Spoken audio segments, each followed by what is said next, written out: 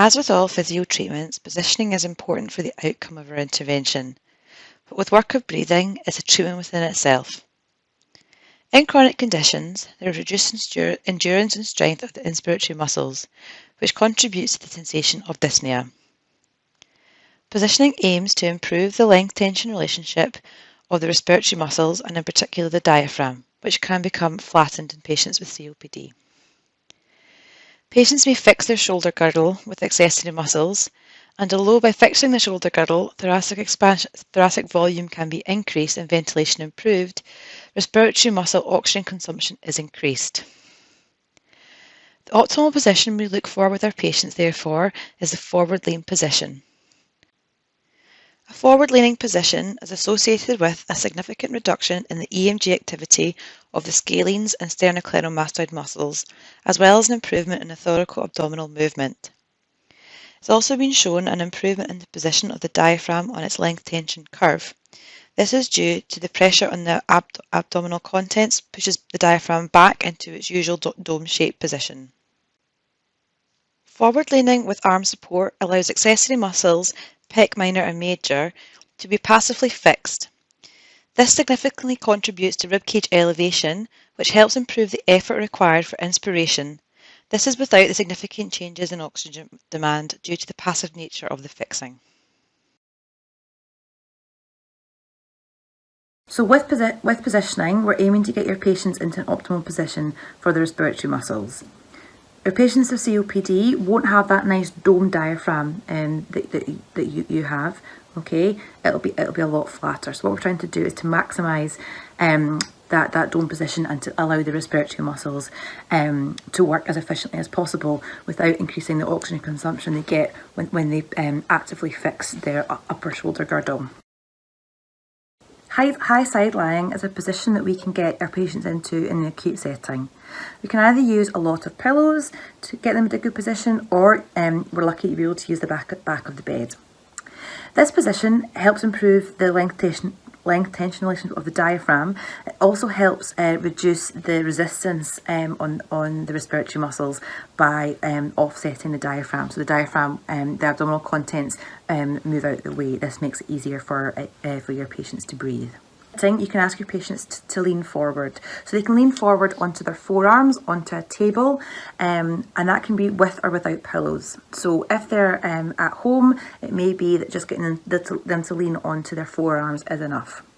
It could be just from a comfort perspective that they would prefer some pillows. Again, this is one that can be done in the acute setting, and it's also one that you may teach your patients to do when they're at home. Another one in sitting you can do is to just ask your patient to sit in a nice relaxed position, relaxing their shoulders and placing their palms on their lap. I would always ask my patients to turn their hands up as it's harder to fix the shoulder when the palms are facing up. Positioning is important when out and about as well. This means your patient can get into an effective position to help them to recover from incidents of breathlessness. When they're out shopping, we would always suggest that your patient would want to use a trolley anyway. However, the trolley also allows them to take breaks and to get into a good position, so they can lean on that trolley. We'd also give them some positional advice for if they're just out and about. Again, that can be leaning forward, so on anything that's in front of them, so that be that a wall or the bonnet of a car. However, we may also get them to lean back against things. Okay, so they may lean back against a bus stop, a wall, a shop window. In these positions, they can be combined with other techniques such as breathing control. Positioning in itself is going to decrease the load, but there is probably going to need to be another step in there in order to get them to be back in control of their breathing. Patients can remain in these positions for as long as they need to, so that may be until they feel that they are back in control of their breathing, or that they have recovered enough to continue with whatever task that they were doing. This picture shows all of the positions that you may use with your patients. It's taken from the RESB modules by NHS Scotland. The pictures are taken by Wendy White. With regards to evidence, you will see that the recommendations for positioning in patients with chronic COPD are grade B and C, which are lower levels of evidence. However, it must be noticed that to conduct our RCT with this patient group for this treatment would be particularly difficult. In chronic disease, respiratory muscles can become weak, particularly in diseases such as COPD and bronchiectasis.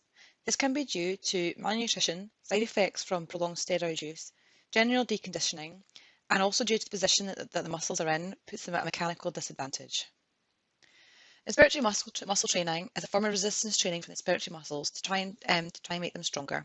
It has been shown to improve respiratory muscle strength and endurance, functional exercise capacity, and dyspnea and quality of life in patients with COPD. While not widely used, you may encounter some patients who ask about it and some who do actually use it.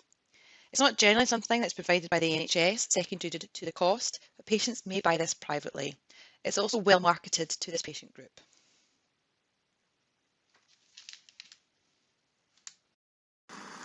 Now we're going to go through how to use your power breathe.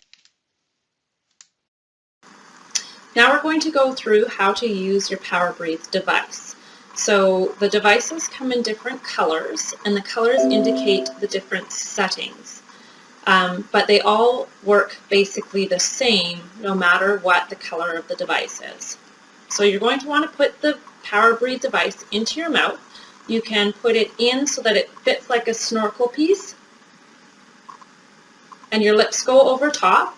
If you find it bothers your teeth or gums, you may also put it outside and just seal your lips. The idea is that you need to have a seal in order for this to work.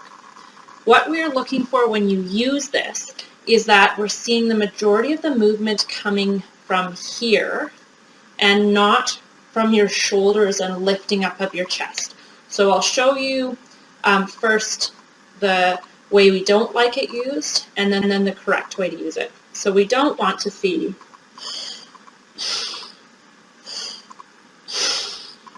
what we do want to see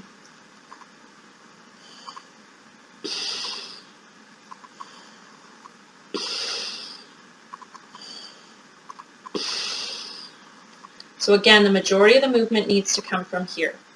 The other thing that you want to make sure that you're doing with your power breathe device is breathing out slowly and pausing before you breathe in again.